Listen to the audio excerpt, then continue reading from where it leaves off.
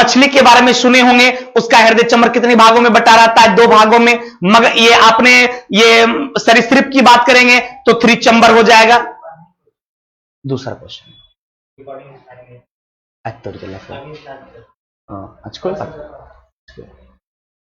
चलिए, क्लियर हो गया? कोई कंफ्यूजन आपको? तो आंसर क्या हो जाएगा इसका? 4 चंबर हो जाएगा। कोई कंफ्यूजन? उभयचर प्राणी के बारे में बोलेगा तो कितना चंबर होगा? उभयचर के बारे में बोलेगा तो याद रखना, किसके बारे में? उभयचर प्राणी के बारे में बोलेगा, या फिर आप कह सकते हैं सरीसृप के बारे में बोलेगा। उभयचर प्राणी बोलेगा या सरीसृप के बारे में बोलेगा। सरीसृप समझते हैं, वो रेप्टाइल जो रेंगने वाला जीव होता है। जैसे हम सांप की बात करेंगे तो उसका हृदय चंबर कितने भागों में? 3 भागों में। या किसी भी मान लिया जाए उभय मेढक की बात करेंगे तो 3 भागों में। लेकिन हम मनुष्य का बात करेंगे, गाय का, भैंस का, हाथी का, घोड़ा का, ये सब का बात करेंगे तो आंसर क्या होगा? उसका हृदय चंबर 4 भागों में बटा होता है। चलिए अंकित बाबू, बहुत बहुत धन्यवाद। खुश रहिए, बढ़िया से मन से पढ़िए। चलिए आगे बढ़े। अगला क्वेश्चन कहता है कि निम्नलिखित में से कौन सा विकल्प मार्सुपियल्स का उदाहरण है? एकदम गौर से समझेंगे। सवाल में कहता है, ये बफरिंग क्यों लिख रहा है? थोड़ा देख लो तो, वीडियो चला देख लो तो। अच्छा,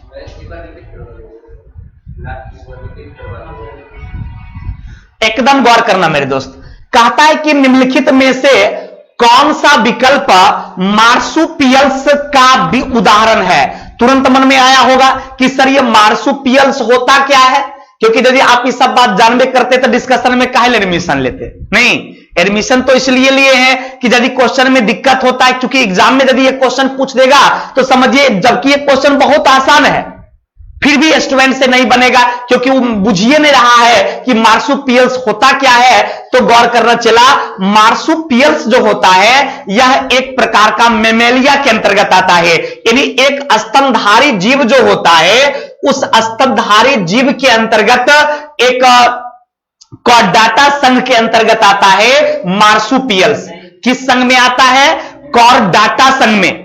क्वेश्चन पूछेगा कि मार्सुपियल सर किस में आता है, तो याद रखिएगा यह आता है कॉर्डाटा संघ में। किस संघ में आता है? कॉर्डाटा संघ के अंतर्गत आता है, और यह स्तनधारी जीव के अंतर्गत आता है। और इसका एग्जाम्पल कौन सा है? तो आपने कंगारू का नाम सुना होगा, और कंगारू देखे शायद नहीं होंगे आप, कभी बराबर जू वगैरह में गए होंगे तो देखे होंगे, अन्यथा हर जगह देखने को रोड पे तो मिलेगा नहीं। ये जीव जो अभी आप देख रहे होंगे यही आपका कंगारू है, और ये किसके अंतर्गत आता है? मार्सुपियल्स के अंतर्गत आता है। यानी कॉर्डाटा संघ में एक मेमेलिया जो है मार्सुपियल्स भी होता है, जिसके अंतर्गत कौन सा आ गया? कंगारू।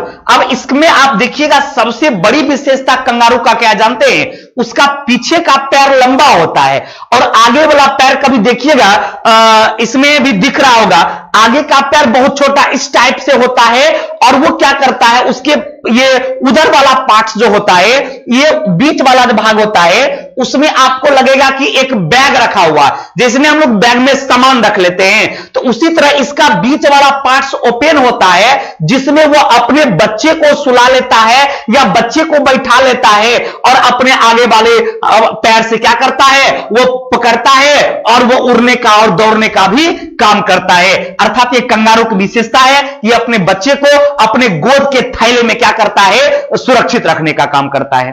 क्लियर हो गया? कोई कंफ्यूजन? चलिए, तो कौन सा जीव हो गया? आपका कंगारू हो गया। अब एग्जाम में यदि पूछा जाएगा कि मार्सुपियल्स क्या है, तो बता दीजिएगा कि कॉर्डाटा संघ के अंतर्गत आता है, और यह स्तनधारी जीव के अंतर्गत आता है मार्सुपियल्स, और इसके एग्जाम्पल कौन सा हो जाएगा? तो कंगारू। कोई कंफ्यूजन? चलिए, वीडियो रुककर चल रहा है अभिषेक जी, थोड़ा सा नेट का प्रॉब्लम है, इसलिए थोड़ा धीरे धीरे चल रहा है, तो क्लास कर लीजिए, बाद में फिर वीडियो अपलोड ही रहता है, उसको देख लीजिएगा। क्लियर? आज थोड़ा नेट का इशू आ रहा है, लेकिन क्लासेस आपकी चलेगी, कोई दिक्कत नहीं, कोई कंफ्यूजन नहीं, आप आराम से पढ़ते रहिए, बाद में वीडियो देख लीजिएगा। चलिए अगला क्वेश्चन को गौर से पढ़िएगा। कहता है कि निम्नलिखित में से कौन सा प्राणी आमतौर पर अपने घोंसले में अंडे नहीं देता है।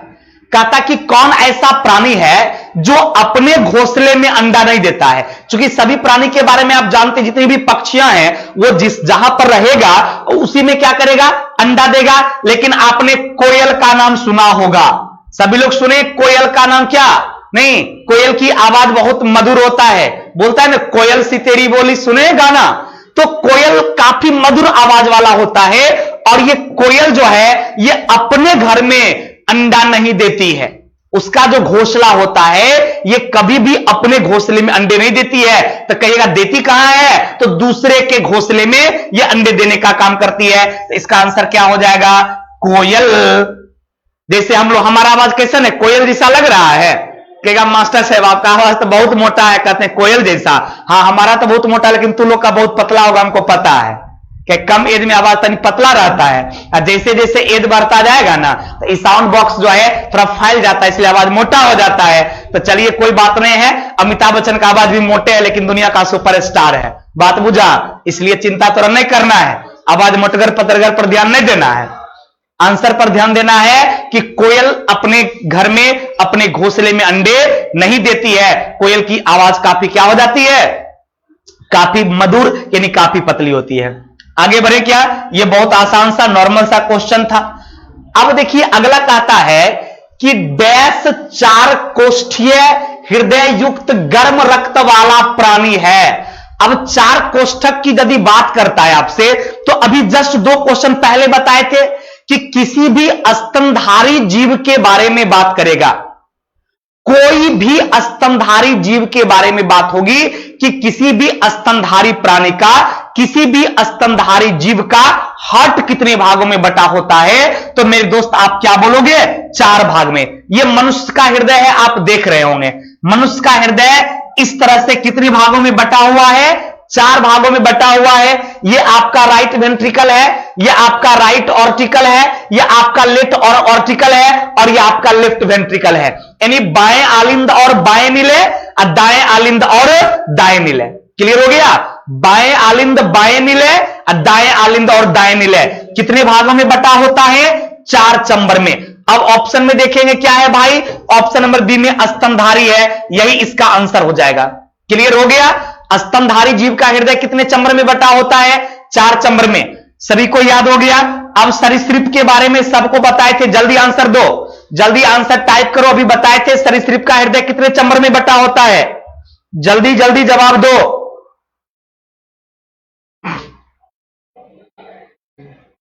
जवाब नहीं दे रहा है, चला कमेंटे स्लो चल रहा है, कमेंट फास्ट करो। कमेंट कर रहा होगा, चला दिख नहीं रहा है, जल्दी जल्दी कमेंट करो कि सरीसृप का हृदय कितने चंबर में। चलिए मेरे दोस्त, बी आंसर होगा, तो बिल्कुल सही है। अभी बताए थे स्तनधारी जीव का हृदय चंबर 4 भागों में बटा होता है। सोनी कुमारी बहुत लेट से आती है, गलत बात है, टाइम से क्लास करो। चलो सरीसृप में अभी ना आपको बताए थे कि सरीसृप के बारे में पूछा जाए या उभयचर के बारे में पूछा जाए, हृदय चंबर 3 भागों में बटा होता है, तो उभयचर का भी 3। अब मछली का हृदय चंबर कितने भागों में, 2 भागों में। लेकिन याद रखना है, वो नया बात क्या है पता है, याद ये रखना है कि स्तनधारी जीव जो है उसका ब्लड गर्म होता है। याद रखना मेरे दोस्त, स्तनधारी जीव का रक्त जो है, ब्लड जो है वो कैसा होता है, गर्म ब्लड होता है, यानी वार्म ब्लड होता है। कई बार एग्जाम में पूछा गया सवाल, इस बात को एकदम अपनी कॉपी में आप नोट कर लेंगे कि कोई भी स्तनधारी जीव जो है इसका ब्लड कैसा होता है, तो उसका ब्लड गर्म होता है। लेकिन उभयचर प्राणी की बात करेगा, सरीसृप की बात करेगा, मछली की बात करेगा, तो उसका ब्लड जो है वो ठंडा होता है। क्या किसका किसका, उभयचर प्राणी का, मछली का, सरीसृप का, इस सब के बारे में पूछा जाएगा कि इसका ब्लड कैसा होता है, कोल्ड होता है, यानी ठंडा ब्लड होता है। कैसा होता है मेरे दोस्त, ठंडा ब्लड। और स्तनधारी जीव की बात करेगा तो गर्म ब्लड, पक्षी की बात करेगा तो गर्म ब्लड। याद रखिएगा, स्तनधारी जीव की बात करें या पक्षी की बात करें, ब्लड गर्म होगा। मछली की बात करें, उभयचर की बात करें, मेढक की बात करें, इस सब सरीसृप की बात करें, इसका ब्लड कैसा होगा? ठंडा, कोल्ड ब्लडेड। क्लियर हुआ? चलिए आगे बढ़ते हैं, आराम से देखिएगा। एकदम आसान सा क्वेश्चन है कि निम्नलिखित में से किस पशु में छोटी आंत सबसे छोटा होता है? सभी लोगों को पता है शेर जो है इसका जो आंत होता है छोटी आंत, वो बहुत छोटा होता है, इसीलिए काफी हार्ड चीज का भी डाइजेशन जो है ये नॉर्मली कर पाता है। बहुत आसान सा क्वेश्चन था, इसका आंसर क्या हो जाएगा? शेर हो जाएगा। इसका छोटी आंत क्या होता है? काफी छोटा होता है, और हम लोगों का छोटी आंत तो जानबे करते हैं बहुत लंबा होता है। क्लियर? 3 3 3 3 2 2 2। चलिए सभी लोग को जो क्वेश्चन पूछे थे उसका जवाब आप लोग दे दिए हैं, कमेंट अभी हम आपका देख रहे हैं। चलिए थैंक यू वेरी मच, आप लोगों को तहे दिल से बहुत बहुत धन्यवाद जो आप हर बात को याद रखने का प्रयास करते और रखते हैं। इसी तरह से मन से पढ़िए, यकीन मानिए दुनिया की कोई ताकत पैदा नहीं ली है जो तुम्हारे रिजल्ट को रोक देगा। एकदम मन से लगातार मेहनत करते रहना है। सभी लोगों को तहे दिल से बहुत बहुत धन्यवाद। चलिए आगे बढ़ें। चलिए अगला क्वेश्चन कहता है कि विश्व में सबसे तेज जमीनी जानवर कौन सा है? यानी जमीन बोले तो क्या? पृथ्वी पर, भूमि पर। तो कहता भूमि पर दौड़ने वाले, भूमि पर चलने वाले सबसे तेज दौड़ने वाले जमीनी जीव के बारे में पूछा, तो आपने चीता का नाम सुना होगा। यह सबसे तेज दौड़ने वाले जमीनी जीव में आता है। गर्म ब्लड होता है। चलिए अभी वही है चेला, कमेंटेशन लेट से आया। चलिए बहुत अच्छी बात है। तो आंसर क्लियर हो गया कि विश्व की सबसे तेज जमीनी जानवर में किसका नाम आएगा? तो आप सभी लोग बोलेंगे कि सर इसमें चीता का नाम आता है। किसका नाम आता है चेला? चीता का। क्लियर हुआ?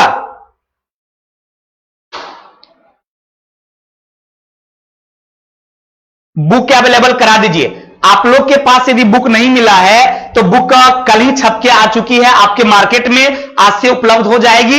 यदि नहीं आपके मार्केट में है, आप शॉप डे से बुक खरीदिए और आपके घर तक पहुंच जाएगी। क्लियर?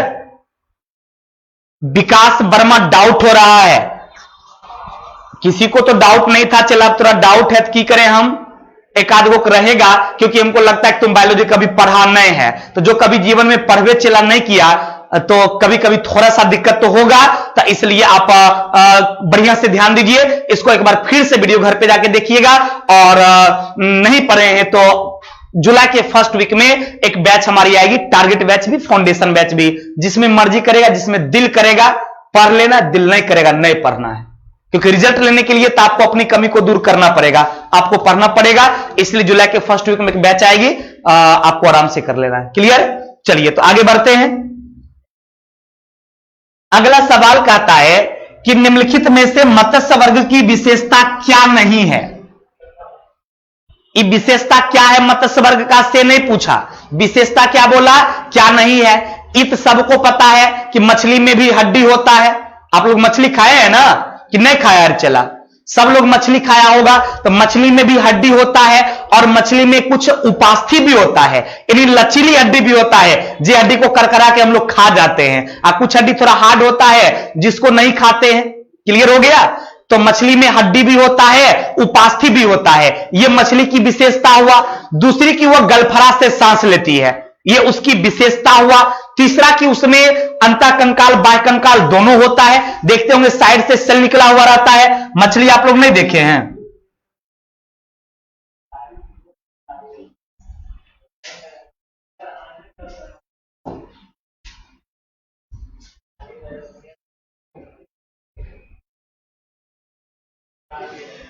देखे होंगे इसी तरह का वो मछली होता है। देखे हैं आप लोग कि नहीं देखे हैं? कुछ लोग नहीं हो देखा होगा, कहेगा मास्टर साहब हम नहीं देख लिए थे, मोरा की करेंगे, देखा नहीं है देंगे चला।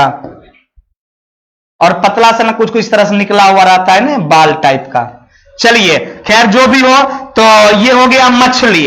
अब देखिएगा मछली में ये भी देख रहे 22 सेल निकला रहता है, सबको पता है। मछली के बीचों बीच में हड्डी रहता है, इस सबको पता है। कहीं कभी कभी एकरो हड्डियां पाया जाता है, इस सबको पता है। तो इस सब इसकी विशेषता हुआ, नहीं हुआ। लेकिन क्वेश्चन क्या पूछा कि विशेषता नहीं है, तो अब देखिए, एक लिखल है स्यूडो कॉलम की उपस्थिति। इस स्यूडो कॉलम का मतलब होता है कि एक प्रकार का जो भी जीव है उसका एक सूची तैयार करना। ये तो मछली की विशेषता नहीं है, तो इस नहीं है तो आंसर यही होगा। बाद बाकी पता है कि उसमें हड्डी और उपास्थि भी होता है, पता है गलफरा से सांस लेता है, पता है कि सल का बही कंकाल भी पाया जाता है। तो ये सब विशेषता है। ये तीनों क्या हो गया? विशेषता है, विशेषता है। और एक नंबर वाला विशेषता नहीं है। क्लियर? ऊपर वाला सब क्या हो गया? विशेषता है। और नीचे वाला क्या हुआ? विशेषता नहीं है। चलिए आगे बढ़े। कोई कंफ्यूजन? ऑप्शन नंबर ए प्रकाश कुमार, सुधांशु प्रकाश। चलिए थैंक यू वेरी मच, बहुत बहुत धन्यवाद। अगला सवाल को एकदम गौर से देखिए। कहता है कि सबसे जहरीली मछली कौन है? सबको पता होगा कि सबसे जहरीली मछली में किसका नाम आता है। यह क्वेश्चन बहुत इंपॉर्टेंट है और बार बार पूछा जाता है। जल्दी बताओ सबसे जहरीली मछली कौन है? हम ऑप्शन में देखना चाहते हैं, जल्दी जल्दी बताओ। ऑप्शन नंबर ए खुशबू, थैंक यू वेरी मच। यह पत्थर मछली जो है यह काफी जहरीला होता है, इस मछली को हम लोग नहीं खा सकते हैं। खुशबू कुमारी का आंसर सही आया था। बुक कब मिलेगा? बुक आपके मार्केट में उपलब्ध है या सॉफ्टडे से बुक करेंगे तो आपके घर तक पूछा रानी।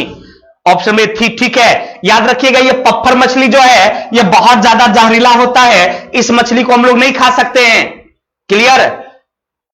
सभी लोगों का आंसर ए सही आ रहा है। चलिए बहुत बहुत धन्यवाद। ये काफी आसान और नॉर्मल सा क्वेश्चन था। संदेव चौधरी, ठीक है, थैंक यू। ये सब कुछ मेमोरी बेस्ड चीज होता है जो कि आपको याद रखना होता है, इसको ध्यान में रखेंगे। एक पत्थर मछली होता है जो कि बहुत ज्यादा जहरीला समुद्री मछली है और इस मछली को खाया नहीं जाता है। क्लियर? पत्थर मछली। चलिए आगे बढ़े। अगला सवाल कहता है कि निम्नलिखित में से कौन एक वास्तविक मीन है? मीन का मतलब मछली। मीन का मतलब क्या होता है? तो मीन का मतलब होता है मछली। तो कहता है कि सब में मीन और फिश लगा हुआ है, लेकिन क्या सब मछली है? नहीं है। इसमें से एक क्वेश्चन है जो कि मछली है। कौन है? तो आपने कैटफिश का नाम सुना होगा, सुना है? कैटफिश, कैटफिश ही एक ऐसा है इसमें से जो मछली की प्रजाति में आता है, बाद बाकी और सब मछली नहीं है। इसलिए आंसर क्या हो जाएगा? कैटफिश। और आपको पता होगा हम आपको क्रेफिश और जेलीफिश के बारे में पढ़ाए थे, जब शायद जंतु जगत का वर्गीकरण पढ़ाए थे तो बताए थे इस दोनों के बारे में कि ये किसके अंतर्गत आता है। उत्तम गोस्वामी सर आप हीरो जैसा लगते हैं, thank you very much. Hero जैसा लग रहे हैं, इतना मारेंगे चट्टा नहीं। आज मूड किया, टी शर्टे पहन के आ गए, कोनो बात नहीं, हम बूझ रहे तो की बोलना चाह रहा है, मुडे चला है। चलिए बहुत बहुत धन्यवाद। अरे नहीं हो लगते हैं, कह देता मन खुश हो जाता, लगता लगे रहे होंगे। लेकिन मैडम मेरी कहती आप कैसा न लगते, अब तुम लोग हीरो कहता है, चलो खुश हो जाते हैं। चलिए बहुत बहुत धन्यवाद। कैटफिश कैटफिश कैटफिश, चलिए थैंक यू वेरी मच। सबका आंसर बिल्कुल सही आ रहा है। आपका कैटफिश जो होता है ये जो है वास्तविक मछली है। बाद बाकी क्रेफिश हो या जेलीफिश या रेतमीन, ये सब वास्तविक मछली के अंतर्गत नहीं आती है। क्लियर? कोई कंफ्यूजन? चलिए, लेकिन मन में तो एक सवाल जरूर आया होगा कि तब सर ये जेलीफिश किसमें आता है? तो जंतु जगत के वर्गीकरण में बताए थे, जल्दी बताओ किसमें आएगा? ऑर्थोपोडा का नाम सुना है? तो ये जो आपका जेलीफिश है ये बताए थे ऑर्थोपोडा संघ में आता है, याद आया? बताए थे ना। चलिए, और आपका क्रेफिश जो है ये क्रेफिश आपको आता है इकाइनोडर्मेटा में, क्रेफिश इकाइनोडर्मेटा में, और ये ऑर्थोपोडा में। ये आप जब पढ़ेंगे तो आपको इसके बारे में पता चलेगा। गोविंदा जैसा में चेहरा लग रहा है? कहता गोविंदा जैसा चेहरा लग रहा है। हाँ मारेंगे चट्टा, पढ़ेगा कि कैटफिश। चलो ठीक है। अगला सवाल को एकदम गौर से चूंकि पढ़ना पड़ेगा, कहता है कि इनमें से कौन सा कथन सही नहीं है। यदि एकरा में गलत कथन जो है एकरा चुनना है तब तो आपको सब ऑप्शन पढ़ना ही पड़ेगा, कहीं बिना पढ़े पता नहीं चलेगा। अब एक लिखल है कि सभी इकाइनोडर्म सजीव प्रजक हैं। अब देखो इकाइनोडर्मेटा में जो जीव जंतु आता है उसमें सजीव जीव भी आता है और उसमें निर्जीव भी आता है। आपने सी ककम्बर का नाम सुना होगा, वो इकैनोडर्मेटा में ही आता है। आपने क्या कहते हैं, ये प्लम डम करके एक जीव आता है, समुद्रीय जीव है, तो ये सब उसके अंतर्गत आता है। लेकिन ये जरूरी नहीं कि उसमें सबका सब सजीव होगा, सब में प्राण होगा, ये जरूरी नहीं है। प्लांट भी हो सकता है या उसमें कांटेनुमा संरचना। इकैनोडर्मेटा का सबसे बड़ा विशेषता क्या है कि उसमें कांटेनुमा जैसी संरचना होती है, उसमें सजीव और निर्जीव दोनों हो सकते हैं। जबकि इसमें देख क्या रहा है कि सजीव प्रजक होते हैं, इसका मतलब ये क्या है, गलत है, और आपको गलते खोजना था, इसलिए ऑप्शन नंबर ए इसका क्या होगा आंसर। बाहर चला बहुत लोगों का ए आंसर आ भी रहा है। चलिए, एक आधे को का तो गलत है, बाद में सब ए मार रहा है, पहले से पता था। चलिए, आप लोग लगता है आंसर देख के बोलते हैं, या पढ़े भी होंगे, पढ़े होंगे तो पक्का पता होगा। चलिए, यदि पहला सिर्फ गलत है, बाद बाकी तीनों का तीनों, इसका मतलब ऑप्शन सही होगा, क्योंकि 4 गो में क्यों आंसर देना है। फिर भी परख देख लेते हैं। गोल कृमि में कोई रक्त परिसंचरण नहीं होता है, बिल्कुल सही है। अस्थिल मछलियों में बात से आमतौर से विद्यमान होता है। कहता अस्थिल और स्थिल मछली में बात से, यानी एक बात बीमारी होता मछलियों में होता है, यह भी सही है। और उपास्थिसियम मछली में निषेचन आंतरिक होता है, यह भी सही है। यानी नीचे का तीनों ऑप्शन सही है, और गलत कौन है, 1 नंबर। लेकिन क्वेश्चन में कह रहा था कि जो सही नहीं है ओकरे पहचानना है, इसलिए आंसर क्या हो गया, ऑप्शन नंबर ए। चलिए, सभी लोगों को बहुत बहुत धन्यवाद। अगला क्वेश्चन को एकदम गौर से देखना है। कौन पक्षी है, पहचान रहा है क्या, कौन है, चमगादड़ है। ये कोरोना चमगादड़ से दबा चाहते हैं। ये जो पक्षी आपको दिख रही है, ये पक्षी है चमगादड़, और यही एक ऐसा पक्षी है जो कि क्वेश्चन में बोला था कि उड़ने वाली जीवों में कौन ऐसा पक्षी वर्ग में नहीं आता है, यानी कौन ऐसा पक्षी है, उड़ती भी है लेकिन उसको पक्षी वर्ग की श्रेणी में नहीं रखा गया है। ऐसे पक्षी में यह चमगादड़ आता है। यह एक स्तनधारी जीव है। कैसा जीव है, याद रखना, यह पक्षी वर्ग में नहीं आता है, यह आता है स्तनधारी जीव में। ये कई बार वेरी वेरी इंपॉर्टेंट क्वेश्चन है, ये वेरी वेरी इंपॉर्टेंट क्वेश्चन है। कई बार एग्जाम में पूछा गया है कि कौन ऐसा जीव है जो कि इन पक्षी है जो कि स्तनधारी है और उड़ती भी है, पक्षी के जैसा है, पंख भी है, लेकिन वह किसके अंतर्गत आता है, स्तनधारी जीव में आता है। तो आंसर क्या होगा, चमगादड़। किसी ऑप्शन में है क्या, पक्का है, ए नंबर में, इसलिए आंसर क्या होगा बाबू रे, चमगादड़। एनटीपीसी में पूछा गया था, जरूर पूछा गया होगा एकदम।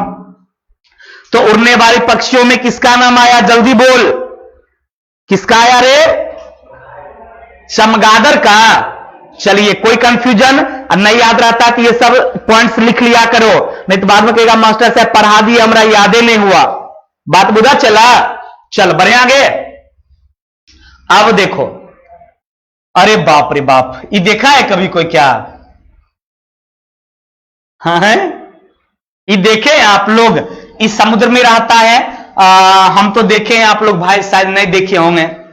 नहीं, यह सील प्रजाति की एक मछली होती है, समुद्रीय मछली होती है। नहीं, उसी का ये फिगर बना हुआ है, इसलिए बना दी है। नहीं खाली ये बोलते कि सील जो है मछली के अंतर्गत आता है, तो कहते हैं मास्टर साहब पगला गलो, पहली ये बार सुन लियो मछली कौन होता है। ये भाई कहां रहता, हम लोग आज नहीं देखे, आई देखने से लग भी नहीं रहा है, लेकिन तू जानो, तुहर खातिर विशेष ज्ञान हुआ कि सील एक प्रजाति मछली की ही है जो समुद्र में पाई जाती है। तो ये आंसर क्वेश्चन की कह रहा था कि निम्नलिखित में से सील किस जाति का है, तो पते हो गया कि मत्स्य वर्ग में आता है, तो आंसर की होगा मछली। आंसर की हुआ चला, मछली। कोई कंफ्यूजन, सील किस जाति के अंतर्गत आता है, मछली। कहां पाया जाता है, याद रखना, समुद्र में। नदी में नहीं पाया जाता है, ये खारे पानी में पाया जाता है, मीठे पानी में नहीं पाया जाता है। और नदी का पानी मीठा होता है और समुद्र का पानी खारा होता है। अब कुछ लोग कहेगा खारा पानी बुझ नहीं है, नहीं आता, तब हम क्या करेंगे। खारा पानी का मतलब नमकीन पानी होता है, हार्ड पानी होता है, वो नमकीन पानी हम लोग नहीं पी सकते हैं, जबकि नदी का पानी हम नॉर्मली पी लेते हैं। लेकिन समुद्र में कभी आप जाइएगा घूमने, शादी विवाह होगा तो टूर बनाइएगा, मान ले कभी गोवा, कभी चेन्नई, कभी बंबई, तो अपना घूमिएगा पत्नी के साथ और पानी पी के जरा देखिएगा समुद्र का, नहीं पियल जाता है। बुझा, क्योंकि वो बहुत हार्ड होता है, कड़ा होता है, नमकीन होता है, लवणीय होता है। क्लियर? बढ़े आगे। आंसर भी दे रहा है सब मछली, कल्याणी कुमारी। चलिए बहुत अच्छी बात है, हरी बहुत अच्छा है, बेनू सब बढ़िया आंसर देता है। अरे तुम लोग अब तेज हो गया है, मेरा विद्यार्थी एक और बहुत है ये में है, सब तेज आजकल हो गया है, इसलिए मुझे पूरा विश्वास है तुम पर कि इस बार तुम्हारा रिजल्ट निश्चित होगा। लेकिन जिस तरह से अभी मेहनत तुम कर रहा है, दिन प्रतिदिन और मेहनत को बढ़ाओ, और भी जो कमी रह गई है उसमें निश्चित रूप से सुधार करो, क्योंकि कहा गया है असफलता एक चुनौती है, स्वीकार करें। क्या कुछ रह गया सुधार किए, कुछ किए बिना ही जय जयकार नहीं होती, कोशिश करने वालों की कभी हार नहीं होती। इसलिए कोशिश निश्चित रूप से करो, निश्चित रूप से सफलता तुमको मिलेगी। अपनी पढ़ाई को एकदम जारी रखना है, क्योंकि कुछ कुछ लड़का फोन करके कहते रहता है सर बीच बीच में मोटिवेट करते रहिए, नहीं तो घर में पढ़ने में मन नहीं लगता है। हम ये बात बुझते हैं चला, जब तक काम नहीं रहता है ना तब तक मन नहीं लगता है, काम जब रहता है तो जरूर मन लगता है। इसलिए तुम्हारे पास काम है, लेकिन चूंकि एग्जाम का डेट नहीं दिया है इसलिए लगता है पता नहीं कब एग्जाम होगा। लेकिन तुम जानो एग्जाम जब भी होगा रिजल्ट तुम्हारा ही होगा, इसलिए लगातार अपनी मेहनत को जारी रखना है। क्लियर? आगे बढ़ जाएं। चलो अगला सवाल कहता है कि निम्नलिखित में से कौन सा गुण मनुष्य को अन्य सभी बानर गुणों से पृथक करता है। यानी अन्य सभी बानर बोले तो क्या, बंदर जिसको हम कहते हैं, या नॉर्मली अन्य जीव से भी उसको ले लीजिए, तो मनुष्य का गुण जो है अन्य जीवों से डिफरेंट होता है। इसका कारण क्या होता है पता है? इसका सबसे बड़ा कारण क्या है कि हम लोगों में बुद्धि जो है यह जानने की होती है। हम लोग हमेशा कुछ सीखने की इच्छा रखते हैं, हम लोग हमेशा कुछ जानने की इच्छा रखते हैं, लेकिन अन्य जीव जंतु में कुछ सीखने की, कुछ जानने की इच्छाएं नहीं होती है। लाख तुम प्रयास कर लोगे कि अन्य जीवों को जना दे, प्रयास करते करते थक जाओगे, उसका 2% वो जान पाएगा, यूज कर पाएगा।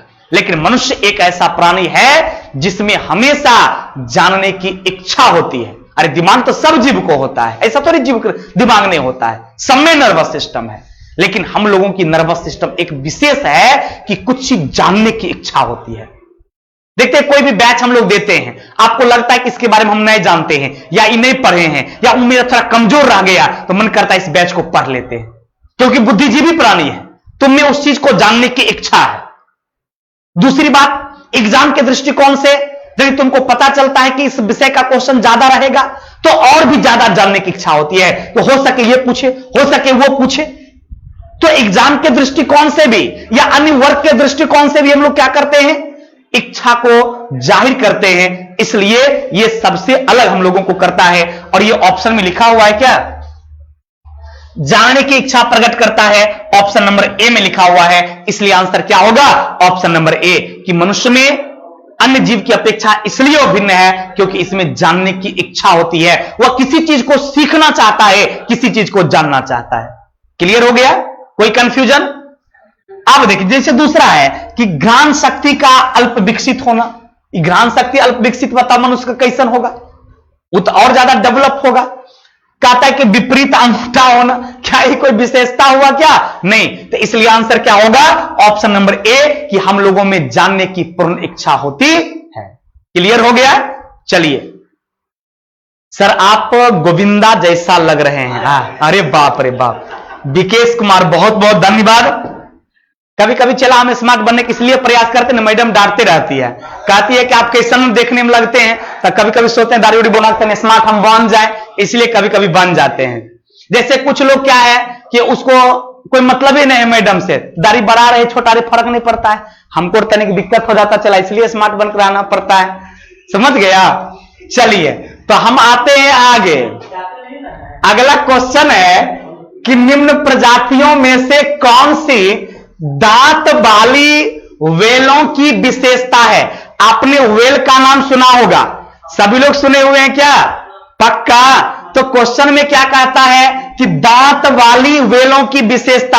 अब इसमें देखिए सब व्हेले मछली का टाइप है, चाहे वो फिनबैक हो, ब्लू व्हेल हो, स्पर्म व्हेल हो या हम बैक व्हेल हो, लेकिन याद रखना स्पर्म व्हेल जो होता है इसमें दांत होता है। स्पर्म व्हेल में क्या होता है, टीथ पाया जाता है, दांत पाया जाता है, जबकि अन्य में नहीं पाया जाता है। क्लियर, आगे बढ़े, चलिए अगला कहता है कि बीसीजी का टीका किस रोग से बचाता है। तो सबसे पहले तो मन में आता होगा सर बीसीजी है क्या, तो याद रखना मेरे दोस्त, बीसीजी जो लिखा हुआ है, बीसीजी का मतलब होता है बेसिलस कैलिमिटी ग्यूरिन। एकदम याद रखना बीसीजी का फुल फॉर्म क्या हो गया। कभी कभी डायरेक्ट एग्जाम में फुल फॉर्म पूछता है, तो याद रखना बीसीजी का फुल फॉर्म होता है बेसिलस कैलिमिटी ग्यूरिन। क्या होता है, बेसिलस कैलिमिटी ग्यूरिन। और हम आपको पढ़ा चुके हैं बायोटेक्नोलॉजी में कि इसका उपयोग जो है क्षय रोग से सुरक्षा के लिए, और ये किस ऑप्शन में है, तो ऑप्शन नंबर बी में है। बीसीजी का टीका किसके लिए दिया जाता है, क्षय रोग से बचने के लिए। अब कहिएगा सर काली खांसी के लिए, याद होगा बताए थे डीपीटी, काली खांसी के लिए डीपीटी, डिप्थेरिया परथेसिस टाइटेनस। एकदम ये सब अपनी कॉपी में लिखते जाइए। बीसीजी का फुल फॉर्म क्या हो गया, बेसिलस कैलिमिटी ग्यूरिन, क्षय रोग के लिए, और काली खांसी के लिए डीपीटी, डिप्थेरिया परथेसिस टाइटेनस, और चेचक के लिए जानबे करते हैं चेचक का टीका पड़ता है, और पोलियो के लिए पोलियो का टीका पड़ता है। क्लियर, पोलियो के लिए पोलियो का टीका, चेचक के लिए चेचक का, और काली खांसी के लिए डीपीटी, डिप्थेरिया परथेसिस टाइटेनस, और क्षय रोग के लिए बीसीजी। कोई कंफ्यूजन, चलिए अगला सवाल को गौर से देखेंगे। कहता है कि सांपों के विष के प्रभाव को कम करने के लिए, यानी सांप का जब किसी व्यक्ति को काट लेता है तो आपको पता है कि वो विषैला होता है, और उसके विष के प्रभाव से व्यक्ति की या अन्य जीव की मौत हो जाती है। तो यदि किसी व्यक्ति को सांप काट ले, उसके प्रभाव को कम करना हो तो उसको कौन सा वैक्सीन दिया जाता है, तो उसको एंटीवेनम कहा जाता है। क्या कहा जाता है, उसको एंटीवेनम कहा जाता है। एंटीवेनम है किसी में क्या, antivenom, antivenom option number B C में है। तो आंसर क्या होगा, एंटीवेनम, यानी सांप के विष के प्रभाव को कम करने के लिए कौन सा, एंटीवेनम। और एक बात याद रखिएगा कि कोई भी वैक्सीन जो है, कोई भी टीका जो है, उसी रोग के रोगाणु से तैयार किया जाता है जिस रोग के विरोध में उसे दिया जाता है। एकदम याद रखना, जैसे कि कोई एंटीवेनम ले रहा है, इसका मतलब सांप के विष से वो तैयार किया गया है। यदि कोई चेचक का टीका लेता है तो वो चेचक के वायरस से तैयार किया गया, यानी उसी रोग के रोगाणु से तैयार होता है जिस रोग के विरोध में उसे दिया जाता है। अर्थात सांप के विष के प्रभाव को कम करने के लिए कौन सा, तो एंटीवेनम। अब कहिएगा सर इथाइल अल्कोहल क्या होता है, पता है इथाइल अल्कोहल शराब या बियर ये सब जो है उसमें इसका यूज किया जाता है, कभी कभी पेट्रोलियम में भी इसका यूज किया जाता है। कहिएगा सर टीएबी क्या है, टाइफाइड रोग के लिए जो दवाई बनती है, टाइफाइड रोग से सुरक्षा करने के लिए जो मेडिसिन देती है उसको टीएबी बोलते हैं। कोई कंफ्यूजन, चलिए तो आंसर हो जाएगा एंटीवेनम, ये सांप के विष के प्रभाव को कम करता है। क्लियर हो गया, चलिए अगला कहता है कि बायोडीजल तैयार किया जाता है। हम आपको पढ़ाए थे, याद होगा, नहीं पढ़े हैं तो सुन लीजिए, जानिए। कुछ बच्चे नहीं पढ़े होंगे तो कहते हैं हमें तो नहीं पढ़ाए, बोलते हैं पढ़ाए थे, तो जेकरा पढ़ाए थे वो जानता है, नहीं पढ़ाए थे जान लो कि बायोडीजल जो है वह कुछ पौधे का बीज जो होता है उसी के स्टेरिफिकेशन के बाद जो तेल तैयार होता है उसी को बायोडीजल कहा जाता है। तो कहिएगा कौन ऐसा पौधा है, तो आपने जेट्रोफा का नाम सुना होगा या नहीं सुना होगा, करंज का नाम सुना होगा या नहीं सुना होगा, लेकिन सोयाबीन का नाम सुना होगा। तो सोयाबीन, अंडी, करंज, जेट्रोफा, इन सब पौधों के बीज का स्टेरिफिकेशन करा के एक तेल तैयार किया जाता है जिसको बायोडीजल कहा जाता है। क्लियर, कोई कंफ्यूजन, तो आंसर क्या होना चाहिए, ऑल ऑफ दीज, क्योंकि आपको पता है ये सब ऑप्शन में दे दिया है जिसके स्टेरिफिकेशन से बायोडीजल तैयार होता है, तो आंसर होगा ऑल ऑफ दीज। लेकिन याद रखना पड़ेगा किससे, जटोफा से, करण से, सोयाबीन से, अंडी से, नीम से, इन सब पौधों के बीज का स्टेरिफिकेशन से क्या बनता है? एक तेल। उस तेल को ही बायोडीजल कहा जाता है। तो आंसर ऑल ऑफ दिस होगा। क्लियर? चलिए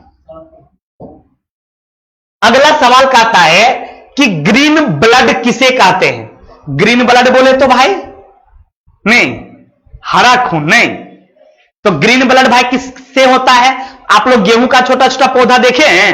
ये पौधा देखो गेहूं का है, ये गेहूं का छोटा छोटा पौधा है, उसी को पीसकर तैयार किया जाता है ग्रीन ब्लड, और वो आपके बॉडी के लिए बहुत ज्यादा फायदा कारक होता है।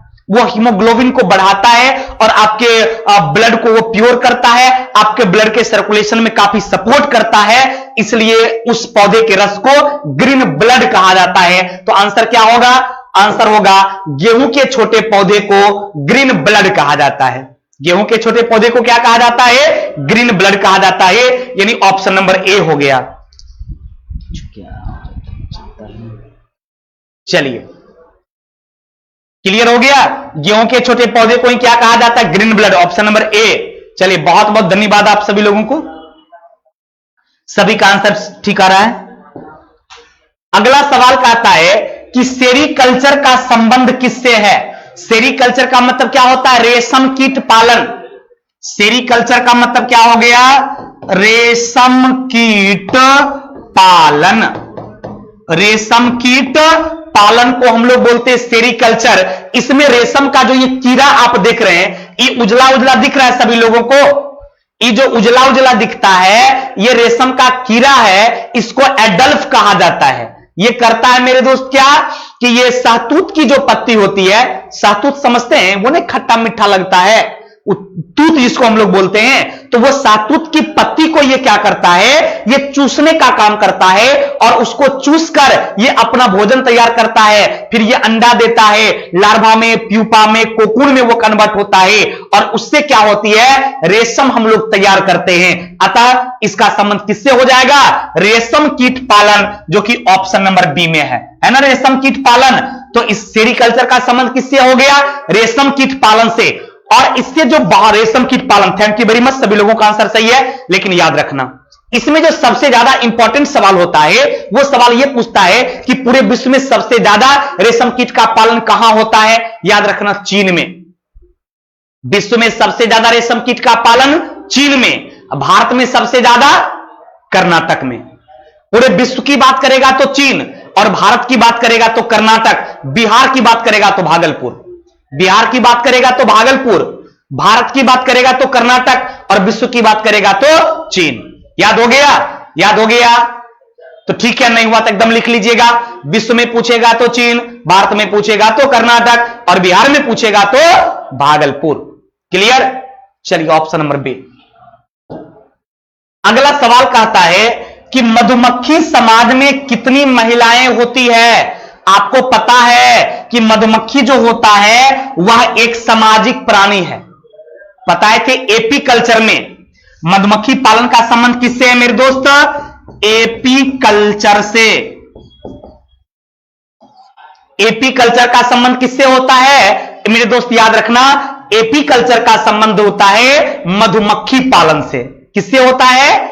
वाह, थैंक यू। एपी कल्चर, मधुमक्खी पालन से एपी कल्चर का संबंध होता है। और ये जो मधुमक्खी है यह एक सामाजिक प्राणी है। जैसे हम आप एक सामाजिक प्राणी हैं, उसी तरह से मधुमक्खी भी एक सामाजिक प्राणी है। यह भी एक समाज में रहती है। इसके समाज में राजा होता है, रानी होता है, सैनिक होता है, वर्कर होता है। हमारे समाज में भी तो होता है राजा, रानी, सैनिक, वर्कर, और इसके समाज में भी होता है। अब कितना कितना होता है? तो याद रखना, इसके समाज में एक रानी होती है। रानी कैगो? एगो। राजा की बात करेगा तो होगा 2 से 8 राजा।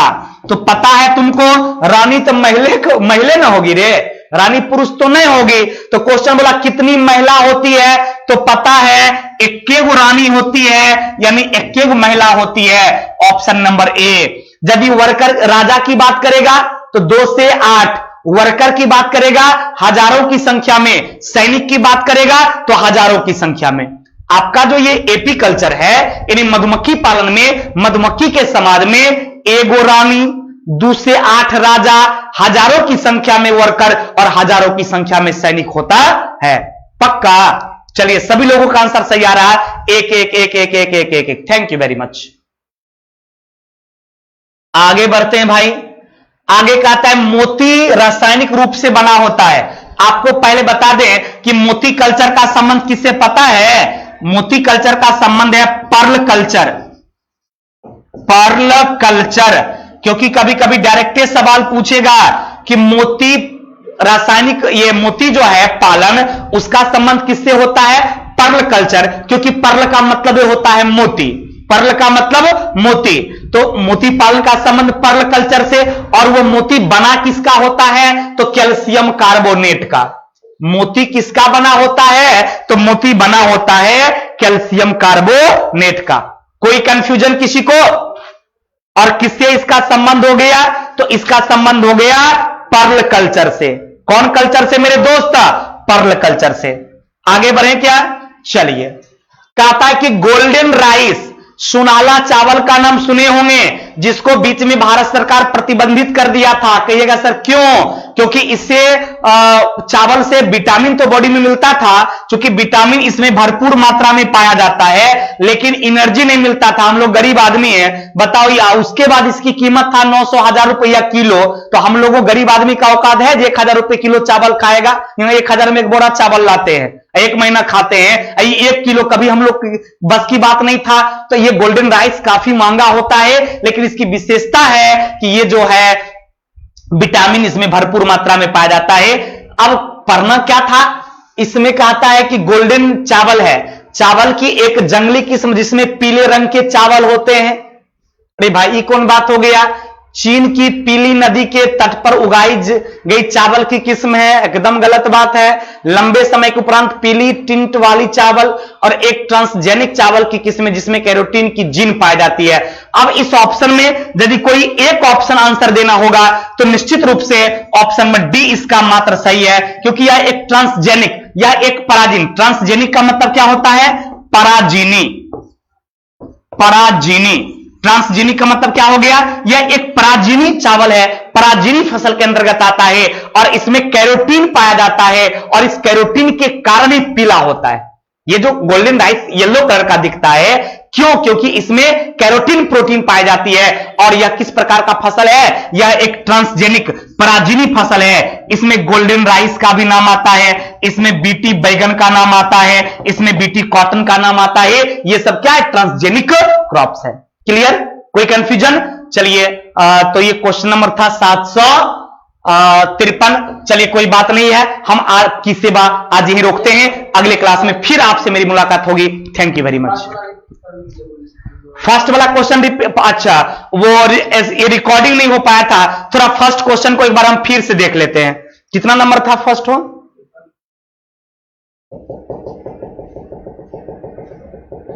थोड़ा फर्स्ट क्वेश्चन को देख इसलिए लिया जाए क्योंकि वो क्वेश्चन रिकॉर्डिंग में नहीं लगा था, ये ना हो।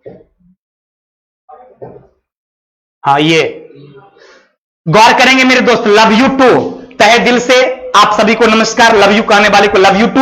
हम आपको यह बताना चाह रहे थे कि जब क्लास हम स्टार्ट किए थे तो रिकॉर्डिंग नहीं हो पाई थी, क्योंकि बाद में लोग देखेंगे तो परेशानी होगी, तो उसको हम बता दें। ये क्वेश्चन हम सबसे पहला क्वेश्चन बताए थे और इस क्वेश्चन में था कि तलवार जैसी चोंच वाली हमिंग बर्ड, ये हमिंग बर्ड एक ऐसा पक्षी है जिसके बारे में सबसे बड़ी विशेषता है कि इसकी चोंच काफी लंबी होती है। और दूसरी सबसे ज्यादा विशेषता पता क्या है? ये पीछे की ओर उड़ती है। कभी आपने पीछे की ओर उड़ते पक्षी को नहीं देखा होगा। पक्षी या हम लोग हमेशा आगे की ओर चलते हैं, पक्षी हमेशा आगे की ओर उड़ती है, लेकिन हमिंग बर्ड एक ऐसा पक्षी है जो पीछे की ओर उड़ती है। और हमिंग बर्ड जो है इसकी चोंचें काफी लंबी होती है। क्वेश्चन ये पूछा था इसकी विशेषता क्या है, तो ऑप्शन नंबर बी, इसकी चोंच उसके शरीर से भी ज्यादा लंबी होती है, यानी उसकी चोंच काफी लंबी होती है। चलिए, ये क्वेश्चन हो गया। इसके बाद दूसरा क्वेश्चन में बताए थे कि पक्षियों में कितना हृदय होता है, तो सबको पता है। बाद में भी एक क्वेश्चन था, पक्षी में 4 हृदय होता है। तहे दिल से आप सभी को धन्यवाद। Love you too, love you too, love you too आप सभी लोगों को। चलिए, बहुत बहुत धन्यवाद। आप इतना अच्छा से समझते हैं, सीखते हैं, इसके लिए आप लोगों को बहुत बहुत धन्यवाद। Thank you very much.